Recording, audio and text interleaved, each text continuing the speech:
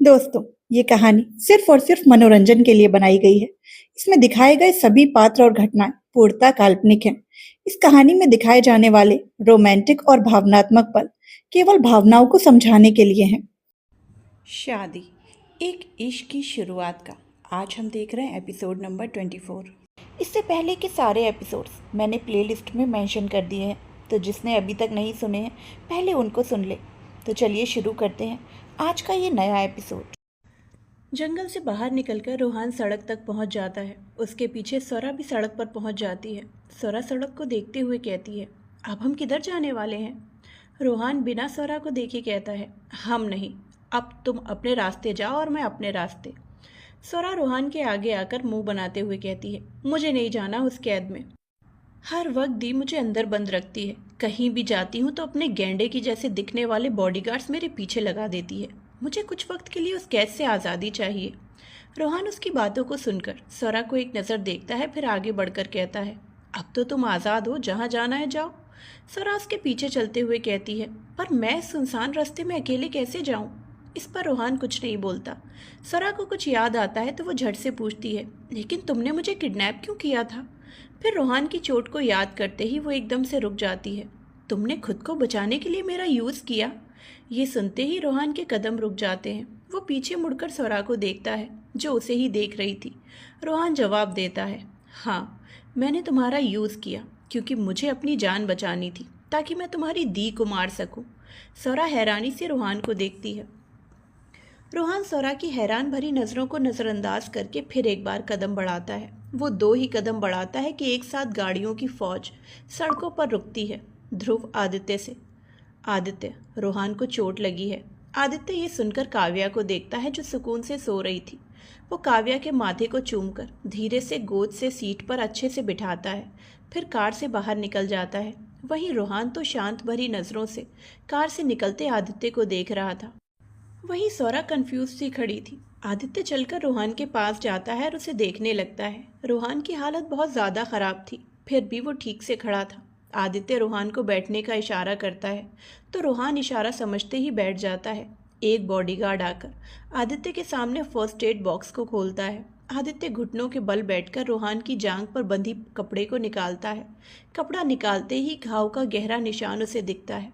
आदित्य एक नज़र रोहान को देखकर कॉटन से खून साफ करते हुए कहता है, तुम्हारी इतनी उम्र नहीं हुई है जो अकेले बदला लेने पर उतर आए हो।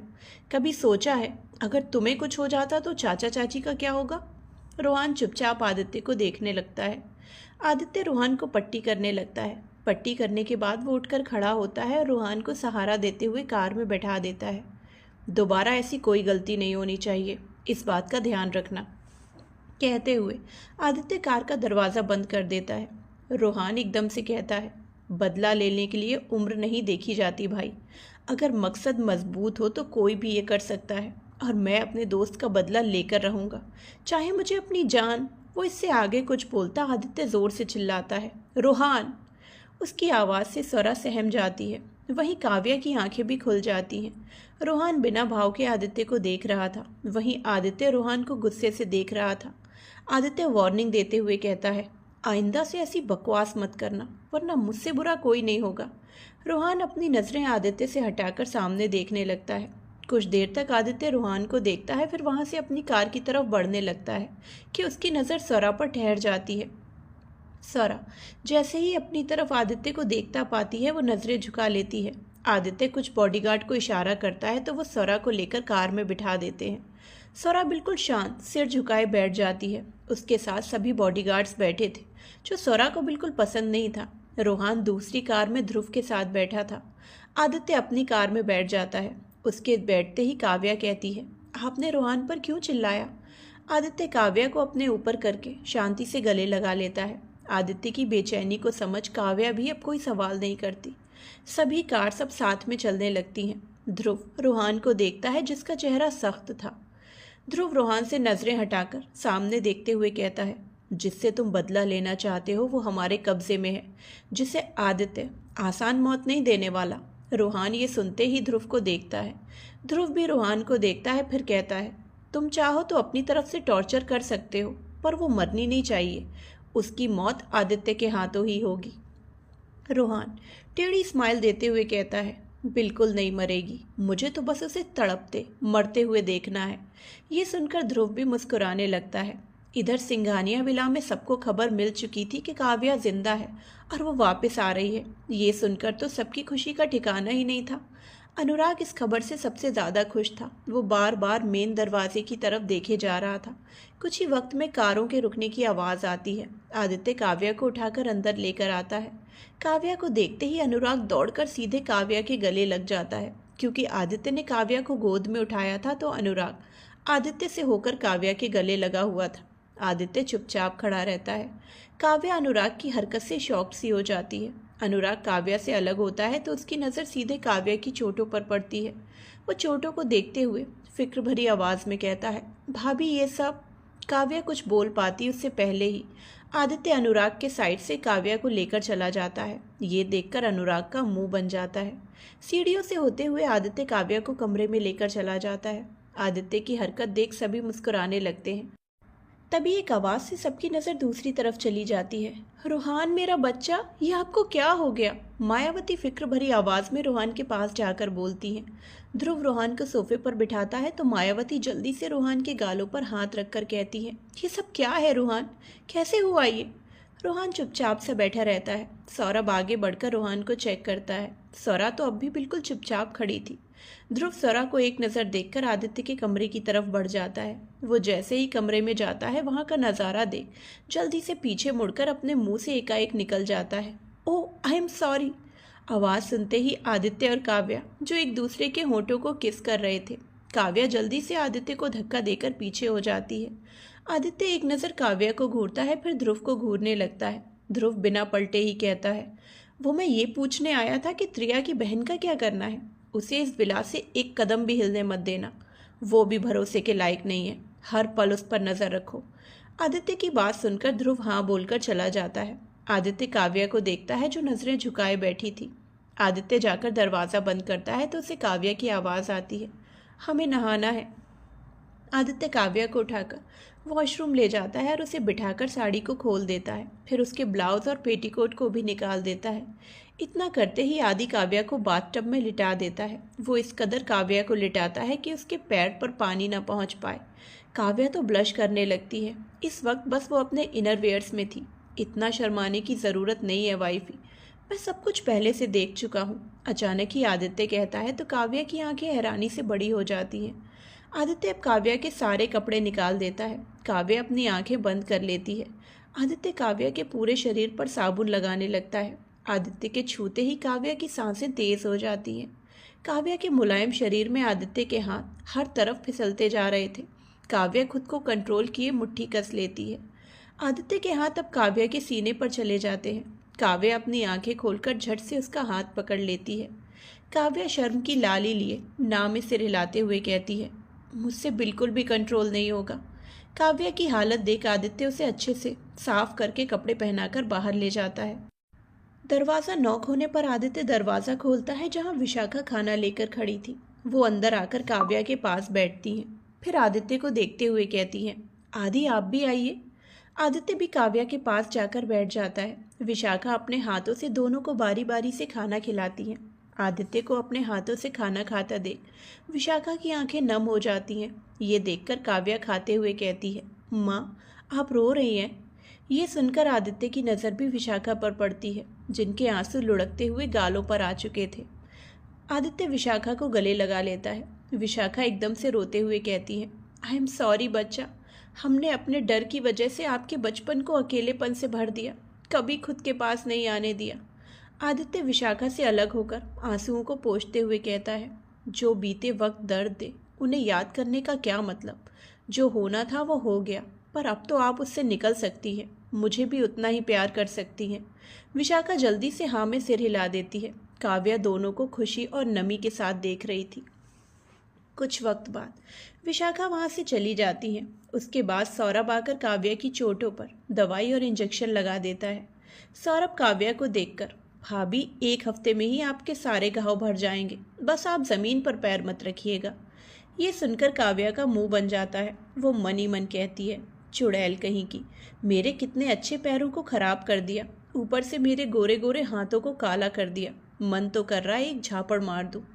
बोलते हुए काव्या अजीब अजीब सा तरह से मुंह बनाने लगती है। ये देखकर सौरभ हंसने लगता है तो वहीं आदित्य बस काव्या को देख रहा था। सौरभ भी अब चला जाता है। आदित्य काव्या से, तुम आराम करो, मैं अभी आता हूँ।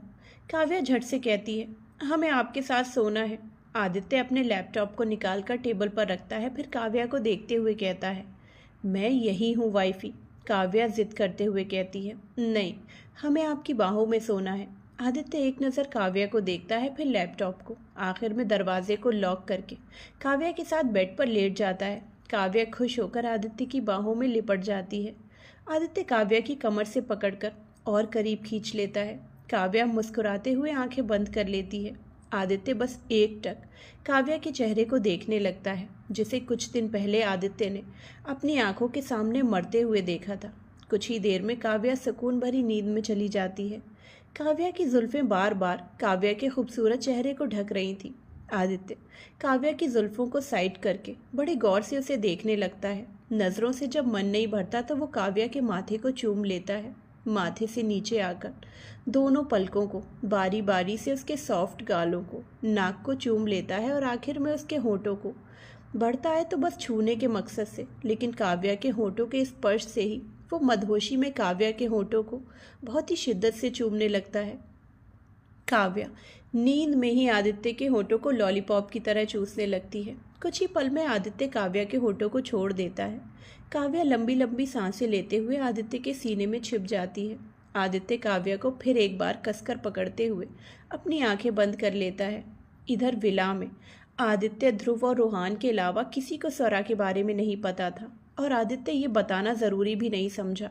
स्वरा को गेस्ट रूम में रखा गया था। स्वरा बेड पर बैठी अपने फ़ोन की स्क्रीन को बहुत ही गौर से देख रही थी, जिसमें त्रेया, पाखी और उसकी तस्वीर थी।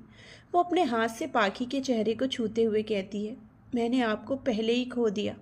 फिर त्रेया की तस्वीर को छूते हुए कहती है, अब क्या मैं आपको भी खोने वाली हूँ। इतना कहते ही स्वरा के चेहरे पर अजीब से एक्सप्रेशंस दिखने लगते हैं। दरवाज़ा खोलकर स्वरा रोहान के कमरे में जाकर दरवाज़ा अंदर से बंद कर लेती है। रोहान, जो बेड पर आंखें बंद करके लेटा था, वो अपनी आंखें खोलकर दरवाजे की तरफ देखता है। स्वरा को देख उसे इग्नोर करके रोहान फिर से आंखें बंद कर लेता है। स्वरा जाकर रोहान के सामने खड़ी होकर कहती है, मुझे मेरी दीदी के पास जाना है। रोहान आंखें बंद करके ही लापरवाही में कहता है, जाओ, मैंने तुम्हें कहाँ पकड़ रखा है। स्वरा शिकायत करते हुए कहती है, बॉडीगार्ड्स मुझे बाहर नहीं जाने दे रहे। इस पर रोहान चुप रहता है। स्वरा अब जिद करते हुए कहती है, मुझे मेरी दी के पास जाना है, मुझे मेरी दी के पास जाना है। स्वरा एक ही रट लगाने लगती है। रोहान इरिटेट होकर आंखें खोलकर बैठते हुए जोर से चिल्लाता है, चुप, बिल्कुल चुप। स्वरा रोहान के चिल्लाने से रोने लगती है और वो रोते हुए कहती है, मुझे यहाँ नहीं रहना, तुम सब बहुत गंदे हो, तुम लोगों ने मुझे यहाँ कैद करके रखा है, मुझे यहाँ से जाना है। रोहान अपने कान बंद कर लेता है। स्वरा जब ये देखती है तो सीधा उसके ऊपर चढ़ जाती है। उसके ऐसा करते ही रोहान सीधे पीठ के बल बेड पर गिर जाता है। वो जल्दी से खुद को स्वरा से छुड़ाने लगता है, लेकिन स्वरा उससे पूरी तरह से लिपट जाती है। रोहान अब काफ़ी ज़्यादा इरिटेट हो जाता है। वो लगातार स्वरा से खुद को दूर करने लगता है। अचानक से रोहान चिल्लाता है, आह मेरा पैर। ये सुनते ही स्वरा जल्दी से उसके ऊपर से हटकर माफ़ी मांगने लगती है, सॉरी सॉरी सॉरी। रोहान झटके से स्वरा के दोनों हाथों को पकड़कर बेड पर लिटाकर उसके ऊपर आ जाता है और गुस्से से कहता है, ये क्या रट लगा रखी है कि दी के पास जाना है, दी के पास जाना है। तुम्हारी दी अब हमारे कब्जे में है और बहुत जल्द हम उसे मारने वाले हैं। ये सुनते ही स्वरा की आंखों से आंसू बहने लगते हैं। वो आंसुओं से भरी निगाहों से देखकर कहती है, प्लीज़ दी को कुछ मत करना, उनके सिवाय मेरे पास कोई नहीं है। दी ने अगर गलती की है तो उसे सज़ा दे देना, लेकिन प्लीज़ उन्हें मत मारना। रोहान गुस्से से स्वरा के जबड़े को कसकर पकड़ते हुए कहता है, ए लड़की, तुम्हारी दीदी ने गलती नहीं, गुनाह किया है, गुनाह। उसने मेरे सबसे अच्छे दोस्त को मार दिया, मेरी भाभी को टॉर्चर किया। फिर चोट की तरफ इशारा करते हुए, ये जो चोट लगी है ना, ये सब उसने किया। ये सब कोई गलती नहीं, गुनाह है, जिसकी सज़ा उसे मिलकर रहेगी, सज़ाए मौत। इतना बोलते ही रोहान स्वरा के जबड़े को छोड़ देता है और उसके ऊपर से हट जाता है। सौरभ भी उसके साथ उठकर कुछ बोलने को होती है कि दरवाजे पर नॉक की आवाज़ आती है। सौरभ अपने गालों पर बहते आंसुओं को पोंछती है, फिर बेड से उठकर साइड में खड़ी हो जाती है। रोहान जाकर दरवाज़ा खोलता है तो मायावती जूस लिए दरवाजे पर खड़ी होती है। मायावती अंदर आती हैं तो उनकी नज़र सीधे सौरभ पर चली जाती है, जो सिर झुकाए खड़ी थी। सौरभ जल्दी से वहाँ से भागते हुए निकल जाती है। उसे ऐसे भागकर जाता देख मायावती रोहान को देखकर कहती है, ये लड़की आपके कमरे में क्या कर रही थी?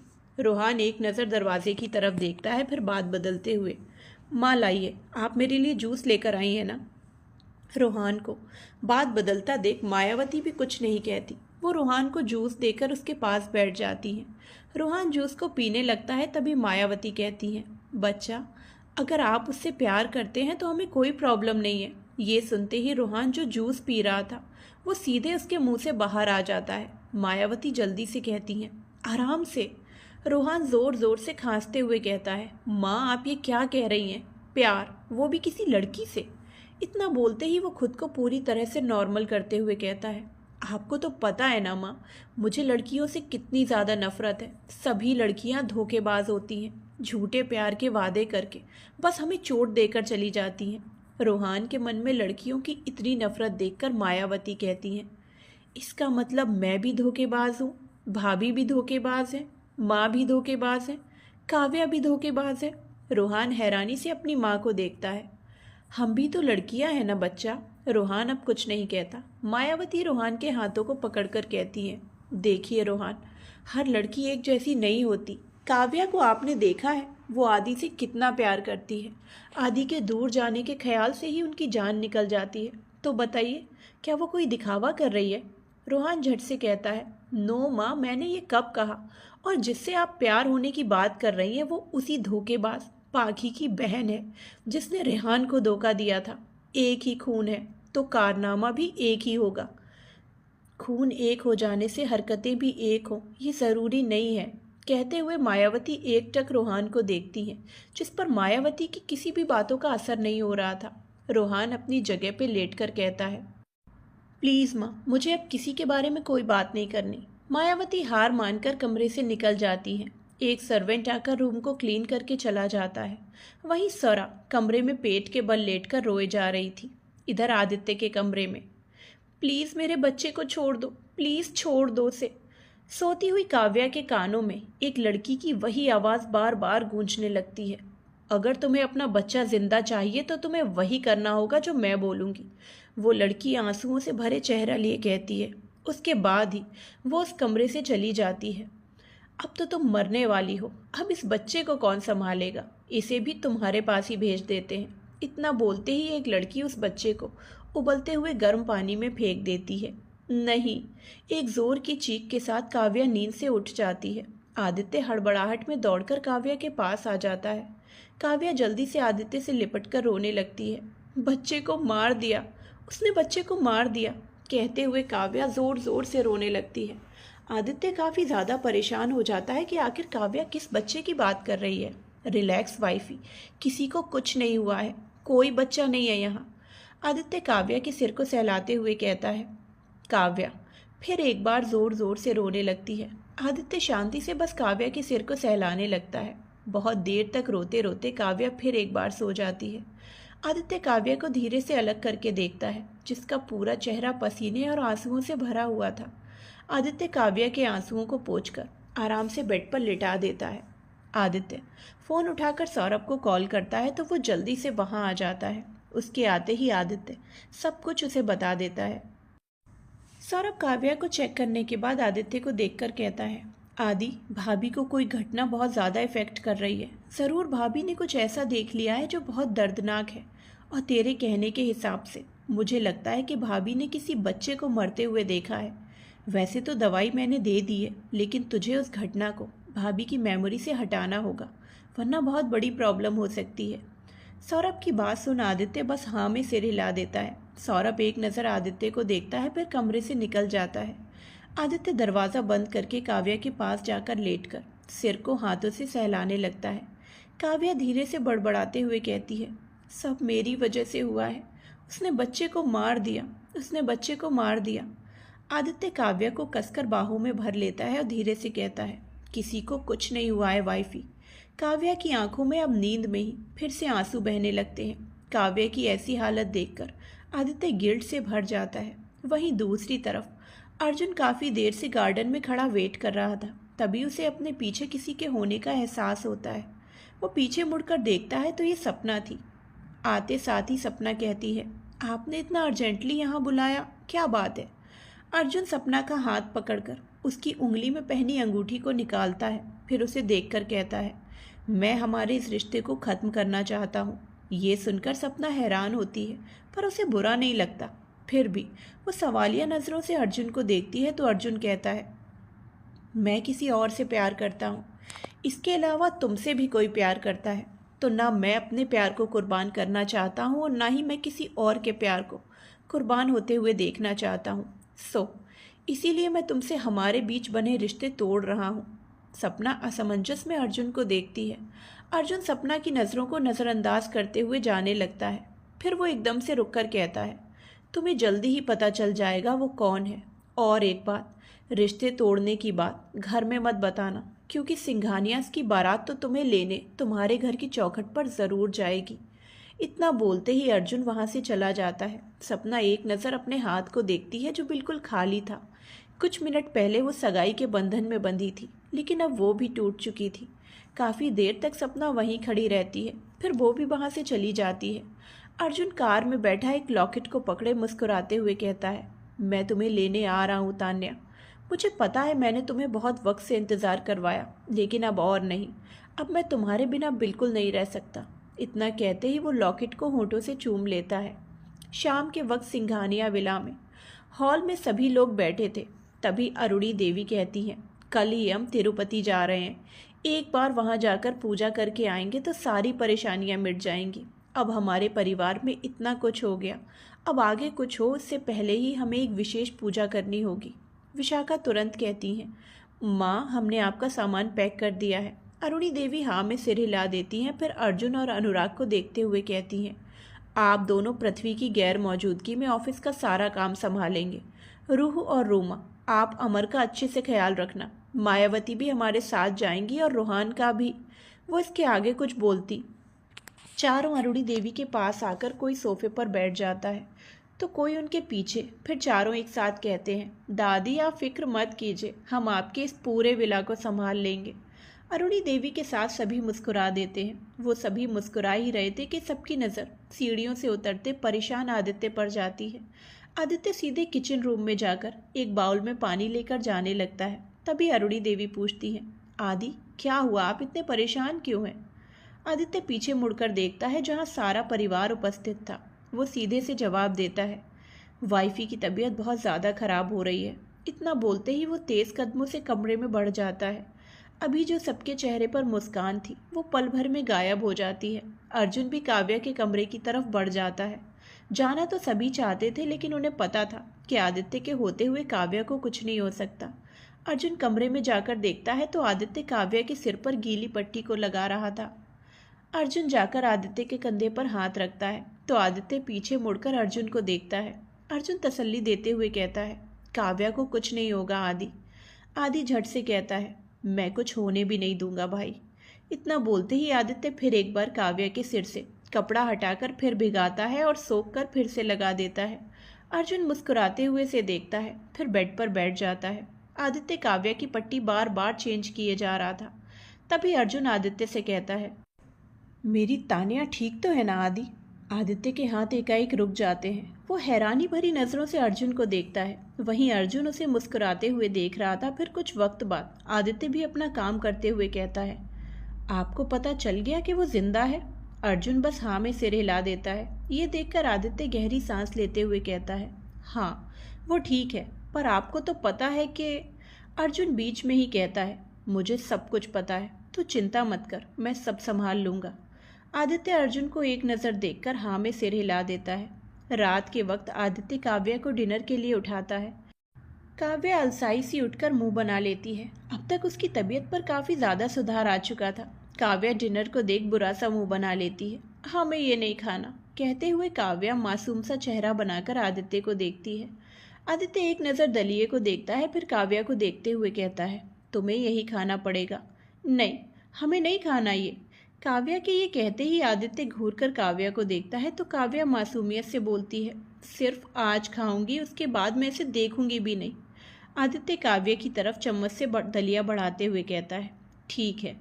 मुंह में दलिया जाते ही काव्या बुरा सा मुंह बना लेती है। आदित्य खुद भी एक चम्मच दलिया खा लेता है। इस पर काव्या कहती है, आप भी बीमार हैं। आदित्य फिर एक काव्या को खिलाते हुए कहता है, नहीं, पर अगर तुम अच्छा नहीं खा सकती तो मैं भी नहीं खाऊंगा। इतना बोलते ही फिर से वो एक चम्मच खा लेता है। काव्या आदित्य के गालों को दोनों हाथों से खींचते हुए कहती है, oh my mister husband, you are so sweet. Aditya घूरकर काव्या को देखता है तो काव्या जल्दी से हाथ हटा लेती है और मुस्कुराते हुए आदित्य को देखने लगती है। कुछ ही देर में उनका खाना हो जाता है। आदित्य काव्या को मेडिसिन खिलाकर अच्छे से लिटा देता है। काव्या अपने हाथों को फैलाकर कहती है, जल्दी से आ जाइए, हमें ठंड लग रही है। आदित्य ये देखकर दरवाज़ा बंद करता है, फिर अपनी शर्ट के बटन खोलने लगता है। काव्या हैरानी से आदित्य को देखती है, फिर जल्दी से अपने हाथ पीछे करके हकलाते हुए कहती है, ये आप क्या कर रहे हैं? आदित्य मुस्कुराते हुए कहता है, तुम्हें ठंड लग रही है तो गर्मी देने की तैयारी कर रहा हूँ। काव्या के गाल एकदम से लाल हो जाते हैं। वो शर्म से भरी निगाहों को झुकाए हुए कहती है, पर उसके इतना बोलते ही आदित्य शर्ट को फेंककर काव्या के होठों पर एक उंगली रख देता है। काव्या की बातें अधूरी ही रह जाती हैं। आदित्य धीरे से अपनी उंगली हटाकर काव्या की साड़ी को निकाल देता है। काव्या की तो हालत ही खराब होने लगती है। आदित्य काव्या के पास लेटकर काव्या और खुद को कंबल से अच्छी तरह से कवर करता है, फिर काव्या को कसकर पकड़ लेता है। आदित्य के नग्न बदन काव्या को छूते ही गर्मी का एहसास होने लगता है। आदित्य काव्या के गालों को चूमकर कहता है, मुझे पता है तुम बीमार हो, इस हालत में तुम मेरे प्यार को बिल्कुल सहन नहीं कर पाओगी, पर मेरे गर्म बदन से तुम्हें राहत ज़रूर मिल सकती है। आदित्य की बात सुन काव्या मुस्कुराते हुए उससे और ज़्यादा चिपक जाती है। आदित्य काव्या के माथे को चूम लेता है। दिन में सोने की वजह से काव्या की आंखों में नींद का नामो निशान नहीं था। वो बस आंखें बंद करके सोने की कोशिश कर रही थी। आदित्य आंखें बंद करके काव्या के बालों को सहलाते हुए कहता है, वाइफी, तभी तुम किसी बच्चे की बात कर रही थी, कौन था वो बच्चा? ये सुनते ही काव्या कसकर आदित्य को जकड़ लेती है। आदित्य अब काव्या की पीठ को सहलाते हुए कहता है, रिलैक्स वाइफी, तुम्हें अगर अभी नहीं बताना तो ठीक है, जब बताने का मन करेगा तब बताना। काव्या आंखें खोलकर सिर उठाए आदित्य को देखती है, फिर नजरें झुकाए कहती है, आपको तो पता है कि उस दिन मैं आपके सामने मरी थी। ये सुनते ही आदित्य का चेहरा सर्द हो जाता है और वो सर्द आवाज में कहता है, wifey, don't say that again. Kavya Aditya के चेहरे को देख कर कहती है, मेरा मतलब दिखती तो मेरे जैसी थी ना। इतना बोलते ही काव्या फिर से नजरें झुकाए कहती है, उसका एक बच्चा था, करीब 6 या 7 महीने का। त्रेया ने उस लड़की को मेरी तरह बनने के लिए उसके बच्चे का सहारा लिया। अपने बच्चे के खातिर उस लड़की ने मेरी तरह एक्ट किया और आपके सामने खुद की जान ले ली। ये सब त्रेया ने आपको तड़पते हुए मरते देखने के लिए किया, और साथ ही उसने उस बच्चे को भी मेरी आंखों के सामने उबलते हुए गर्म पानी में फेंक दिया। इतना बोलते ही काव्या की आंखों में फिर से आंसू आ जाते हैं। वो रोंदू आवाज में कहती है, सिर्फ मेरे इस चेहरे की वजह से 2 मासूमों की जान चली गई। अगर इसका चेहरा मेरी तरह ना होता तो कभी वो लड़की नहीं मरती और ना ही वो बच्चा मरता। कोई इतना बेरहम कैसे हो सकता है जो अपने लिए किसी बेगुनाह की जान बेरहमी से ले ले? ये बोलते हुए अब काव्या के आंसू झरझर बहने लगते हैं। आदित्य काव्या को कसकर सीने से लगाते हुए कहता है, जितनी बेरहमी उसने दिखाई उसे भी उससे भी ज़्यादा बेरहमी देखनी पड़ेगी। वो मौत की भीख मांगेगी लेकिन उसे मौत नहीं मिलेगी। काव्या सिर उठाकर आदित्य को भीगी पलकों को उठाकर देखती है, फिर कहती है, आप उसके साथ क्या करने वाले हैं? आदित्य काव्या की आंखों में देखते हुए कहता है, अगर मैं बताऊंगा तो क्या तुम सह पाओगी? ये सुनते ही काव्या जल्दी से नाव में सिर हिला देती है और आदित्य के सीने में छुपते हुए कहती है, हमें नहीं जानना। आदित्य मुस्कुराते हुए काव्या के माथे को चूम लेता है। इधर स्वरा बिना कुछ खाए पिए कमरे में बस रोए जा रही थी। उसे सर्वेंट बुलाने तो आए थे लेकिन उसने कोई जवाब नहीं दिया, बस रोती रही। चाहे त्रेया दूसरों के लिए जैसी भी थी, लेकिन उसने अपनी बहनों को बहुत नाजों से पाला था। स्वरा करीब 3 साल की थी, तभी उसकी मम्मी पापा की डेथ हो चुकी थी। उसके बाद से त्रेया ने ही पाखी और स्वरा को संभाला था। बहुत प्यार करती थी वो अपनी बहनों से। उनकी ज़रूरतों को पूरा करने के लिए ही उसने इलीगल काम शुरू कर दिए, जो आगे चलकर लोगों को मारने का टेंडर लेने लगी। बीतते वक्त के साथ त्रेया बहुत ज़्यादा बेरहम होती चली गई। इसी बीच उसकी मुलाकात रुद्रांश से हुई। उसे देखते ही त्रेया उसके लिए पागल हो गई। वो रुद्रांश को अपना बनाने के लिए, उसके साथ फिजिकल होने के लिए भी तैयार हो गई। वैसे तो त्रेया दिखने में सुंदर थी, लेकिन रुद्रांश बस अपनी हवस मिटाने के लिए उसके साथ रहता था। वो हमेशा नई नई लड़कियों के साथ फिजिकल होता था, या तो मर्जी से या ज़बरदस्ती से। ये बात त्रेया को पता होती थी, लेकिन फिर भी वो कुछ नहीं कह सकती थी, क्योंकि वो रुद्रांश के प्यार में पागल हो चुकी थी, जिसकी वजह से रुद्रांश उसके साथ फिजिकल होकर मना लेता था। त्रेया भी मान जाती थी, लेकिन कुछ सालों बाद जब रुद्रांश ने काव्या को देखा तो वो बस उसे पाने के लिए पागल हो गया। ये बात जब त्रेया को पता चली तो रुद्रांश और उसके बीच झगड़ा भी हुआ, क्योंकि रुद्रांश काव्या से शादी करना चाहता था और हमेशा के लिए उसे अपना बनाना चाहता था। रुद्रांश को जो पावर मिली थी वो त्रेया की बदौलत थी, जिसकी वजह से रुद्रांश उससे रिश्ता तोड़ नहीं सकता था। इसीलिए उसने उसे ये कहकर मना लिया कि वो काव्या से शादी करके उसकी पूरी प्रॉपर्टी को लेना चाहता है, और इसके साथ ही वो बस काव्या के साथ एक दिन के लिए फिजिकल होना चाहता है। इस पर त्रेया ने ज़्यादा कुछ रिएक्ट नहीं किया और उसे मंजूरी दे दी, क्योंकि उसे भी पता था कि काव्या की प्रॉपर्टी पर काव्या के अलावा बस उसके पति का हक था, जो रुद्रांश बनना चाहता था। पर यह तो हो नहीं पाया, क्योंकि आदित्य ने उससे पहले ही रुद्रांश को मार दिया। रुद्रांश की मौत की खबर सुनकर तो त्रेया गुस्से से पागल हो गई। उसने अपने पागलपन में बदला लेने की चाहत से हर पल आदित्य और काव्या पर नजर रखती थी। स्वरा ने त्रेया का बस प्यार देखा था, उसकी हैवानियत का उसे बिल्कुल अंदाज़ा नहीं था। स्वरा रो ही रही थी कि कोई उसकी पीठ पर हाथ रखता है। स्वरा पेट के बल ही लेटी हुई थी। वो सिर घुमाकर देखती है तो ये श्रेष्ठा होती है। उसे देखकर स्वरा फिर एक बार तकिए से लिपटकर रोने लगती है। श्रेष्ठा उसे उठाकर बिठा देती है। स्वरा बैठकर भी सिर झुकाए बस रोती रहती है। श्रेष्ठा उसकी चिन पकड़कर ऊपर करती है तो देखती है कि स्वरा की आंखें और नाक पूरी लाल हो चुकी थी। उसके आंसू चेहरे पर भरे हुए थे। श्रेष्ठा स्वरा के आंसुओं को दोनों हाथों से पोंछती है, फिर उसे देखकर कहती है, शांत हो जाओ, और कितना रोगी। स्वरा सिसकते हुए कहती है, मुझे मेरी दी के पास जाना है। यहाँ सब लोग गंदे हैं, मुझे अपनी दी के खिलाफ करने की कोशिश कर रहे हैं। श्रेष्ठा उसकी बात सुनकर मुस्कुराने लगती है, क्योंकि श्रेष्ठा खुद उस दौर से गुजर चुकी थी। उसकी दीदी ने भी उसे ऐसे ही प्यार किया था, लेकिन वो हमेशा गलत काम करती थी, जिसकी भनक श्रेष्ठा को बिल्कुल नहीं थी। श्रेष्ठा अपने कमरे से लैपटॉप लाकर स्वरा के सामने रखती है। स्वरा अब तक सिर झुकाए हुए थी। श्रेष्ठा लैपटॉप पर एक वीडियो चलाती है। उसकी आवाज़ से स्वरा लैपटॉप की ओर देखती है। लैपटॉप पर त्रेया एक इंसान को बेरहमी से मार रही थी। उसके साथ ही बहुत सारे वीडियोस में त्रेया कभी किसी लड़की, लड़का, आदमी, औरत और बच्चे को मारते हुए दिख रही थी। ये सब देखकर तो स्वरा को डर लगने लगता है। मारने के वक्त त्रेया के हाथ खून से सने होते थे।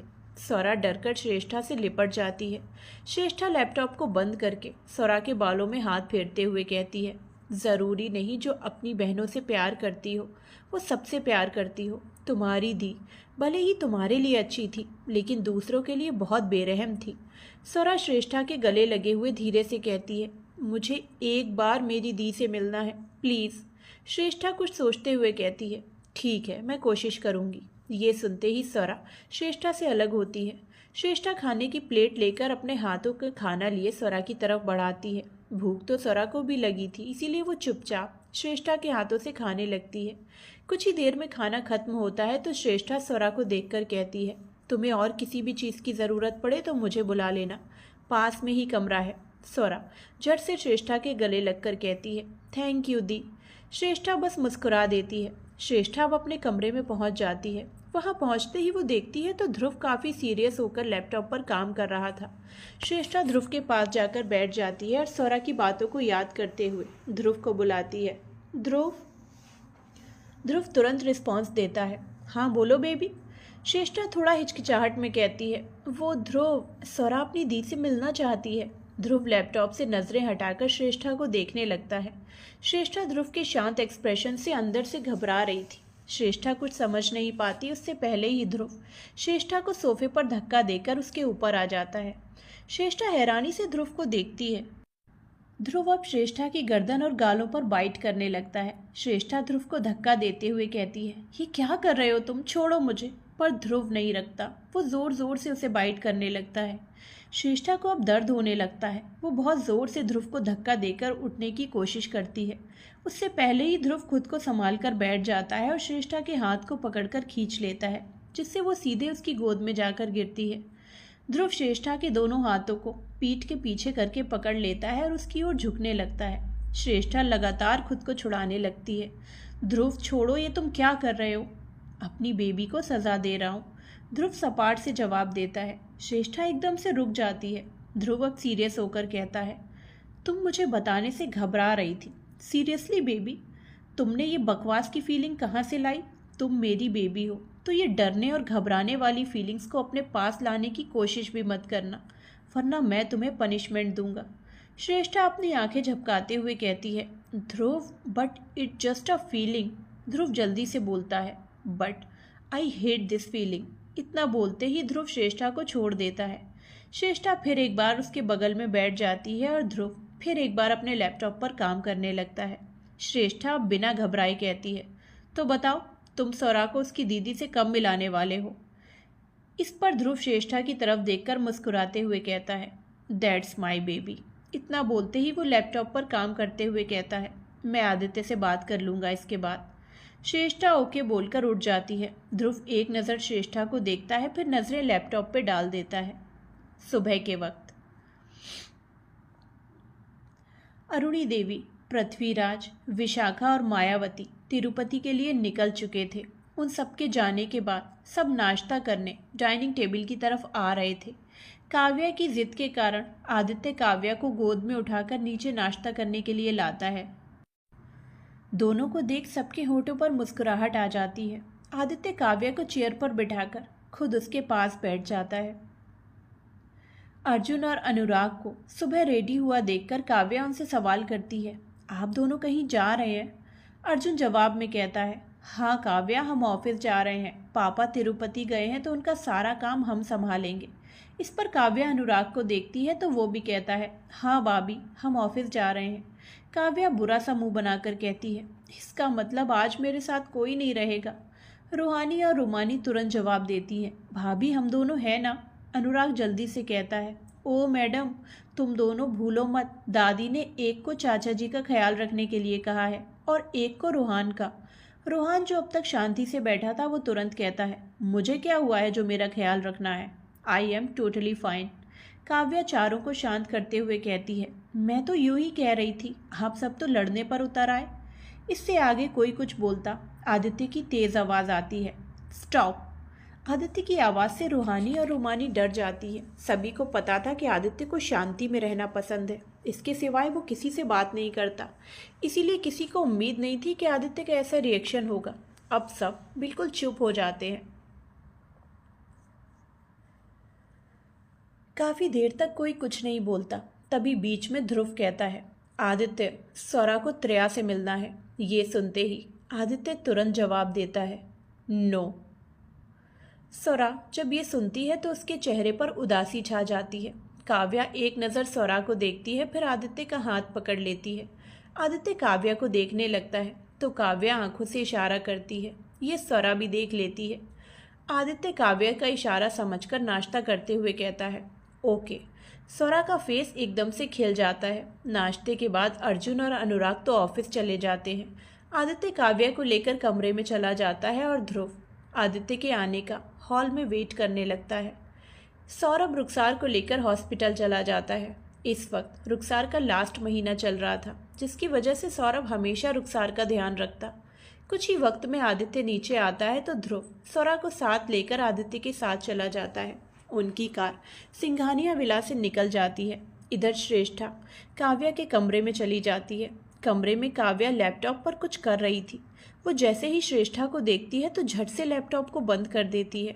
श्रेष्ठा को ये बात अजीब तो लगती है, लेकिन वो इस पर कोई सवाल नहीं करती। सीधे काव्या के पास जाकर बैठ जाती है। काव्या लैपटॉप को साइड करके मुस्कुराते हुए श्रेष्ठा को देखती है। श्रेष्ठा भी मुस्कुराते हुए कहती है। अब तुम्हारा पैर कैसा है?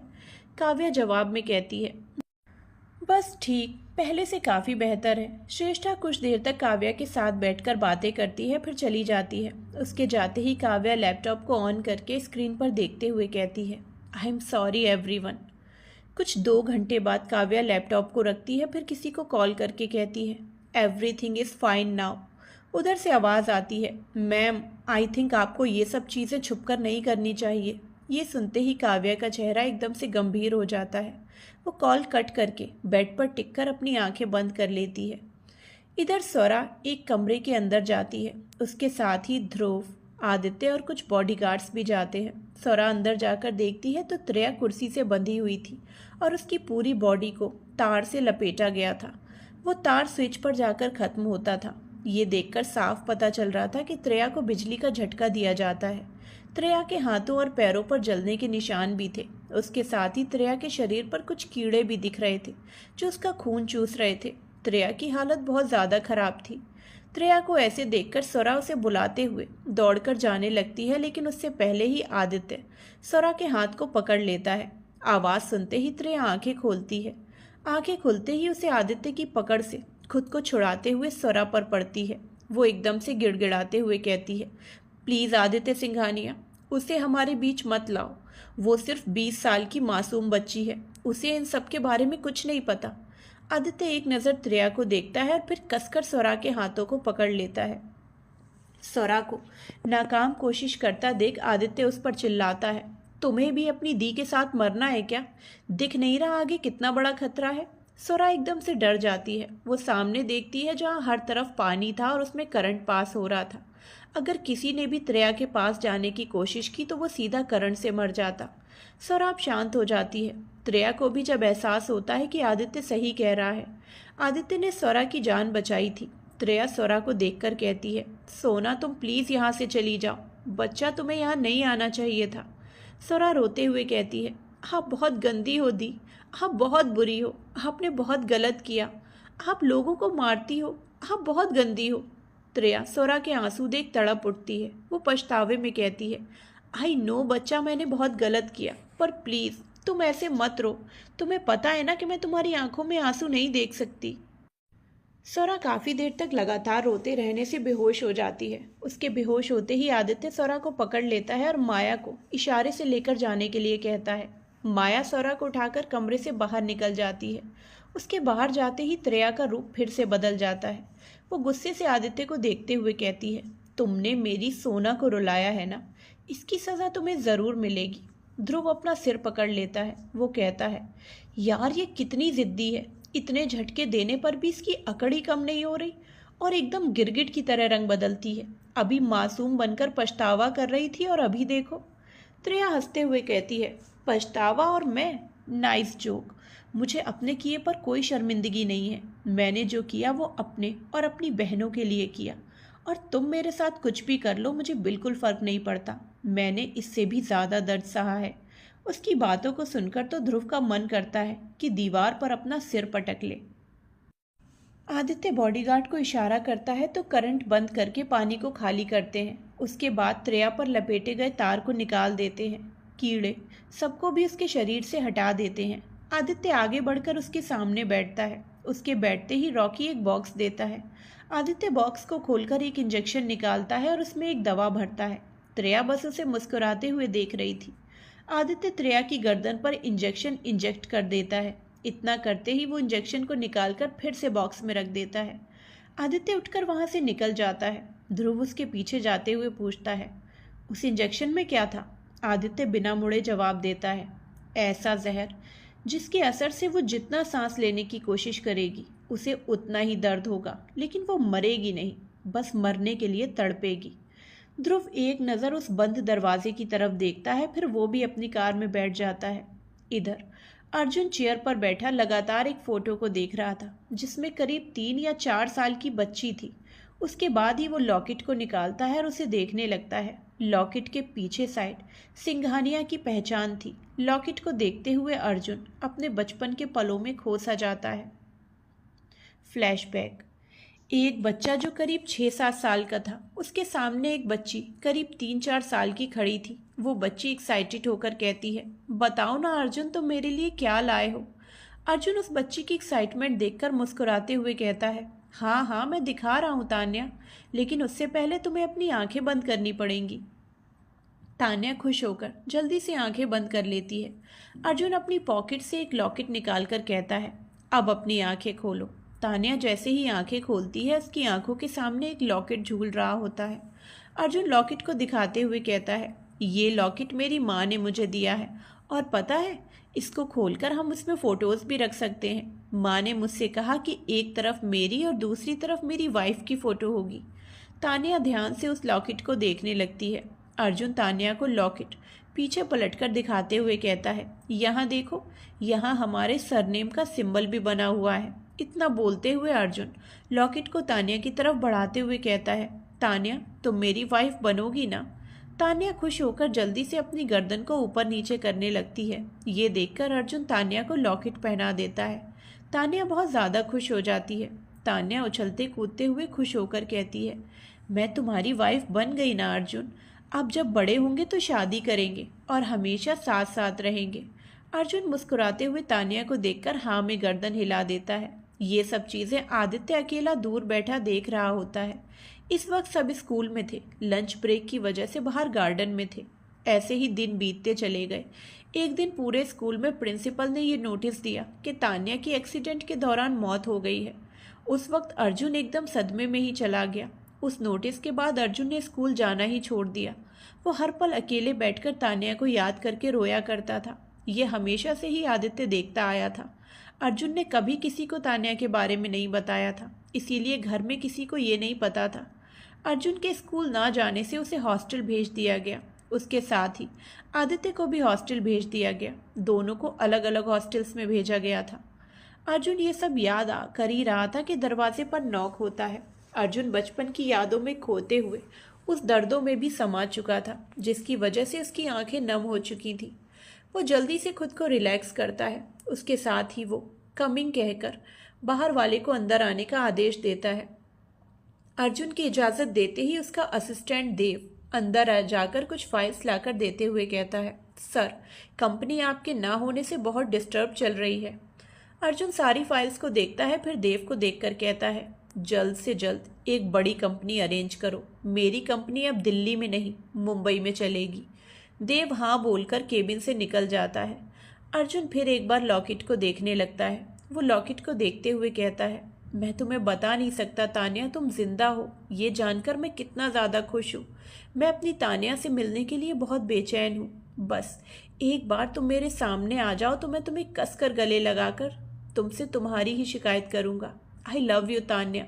इतना कहते हुए अर्जुन फोटो को अपने सीने से लगा लेता है। इधर रोहान बेड पर बैठा लैपटॉप पर फुटेज देख रहा था, जिसमें त्रेया को रखे गए कमरे का फुटेज था। त्रेया को टॉर्चर होता देखकर रोहान को जितना सुकून मिल रहा था, उससे भी ज़्यादा उसे सौरा की आंखों से बहते आंसू देखकर बेचैनी हो रही थी। सौरा सच में बहुत ज़्यादा मासूम थी, जो उसकी आंखों में साफ झलकता था। सौरा की हरकतों से ही पता चलता था कि वो अभी भी बच्ची है। रोहान को जब बेचैनी बर्दाश्त नहीं होती तो वो गुस्से से लैपटॉप को फेंक देता है। लैपटॉप गिर तो जाता है पर उसे एक खरोच तक नहीं लगती। रोहान गुस्से से कहता है, सब लड़कियां धोखेबाज होती हैं, सब एक जैसी होती हैं, कोई मासूम नहीं होती, बस मासूम बनने का दिखावा करती हैं। I really hate girls.